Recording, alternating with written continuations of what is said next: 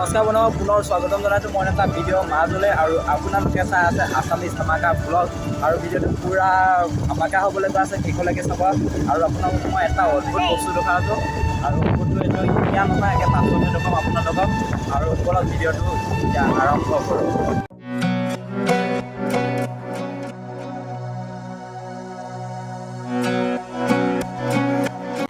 আমি আহি তুলসীমুখ পাই গ'লো। ইয়াৰ পৰা দিনৰ পোহৰতে যোৱা কথা আছিল 4টা মানত, আৰু এতিয়া সন্ধিয়াই হৈ গ'ল ওলোৱাই যোৱা ঘৰৰ পৰা। আৰু এতিয়া আমি তুলসীমুখ পাইছোঁহি, আৰু ইয়াৰ পৰা গৈ আছোঁ জলাগাঁৱৰ পৰা ৰন্থলী। আপোনালোকক চন্দ্ৰযান 3 দেখুৱাই আছোঁ। ভিডিঅ' পূৰা ধামাকা হ'বলৈ গৈ আছে, শেষলৈকে চাব। আৰু চেনেলটো যদি মোৰ নতুনকৈ আহিছে প্লিজ ছাবস্ক্ৰাইব কৰি দিব। ব'লক আজি যাত্ৰাটো আৰম্ভ কৰোঁ।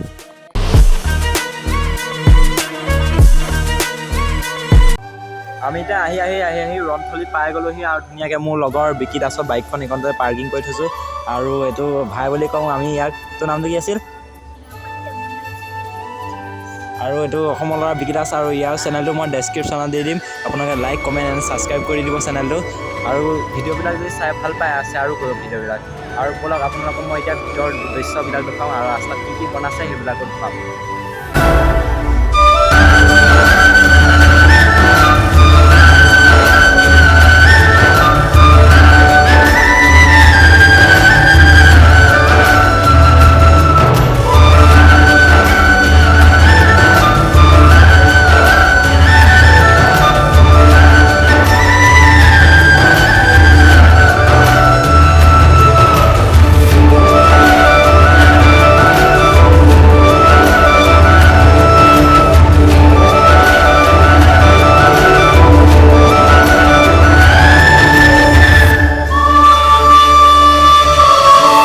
আৰু এই ষ্টেজটো যে দেখিছে, প্ৰথম দিনাখন 21 তাৰিখ পৰিছিল, সেইদিনাখন হৈছিল মহাভাৰত নাট হৈছিল।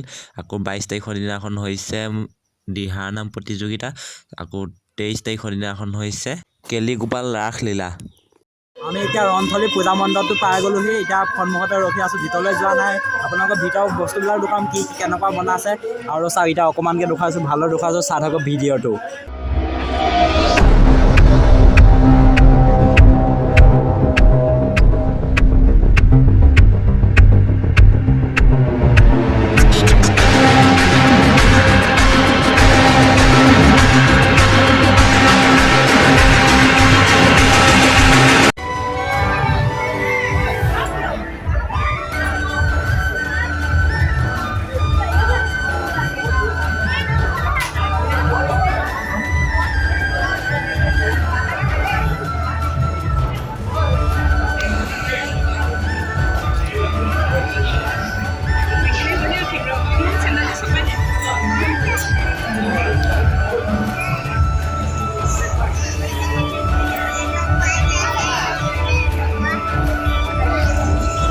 আমাৰ এই গৌৰৱৰ কথা হৈছে প্ৰথম স্থান পাইছে নগাঁও ৰন্থলী।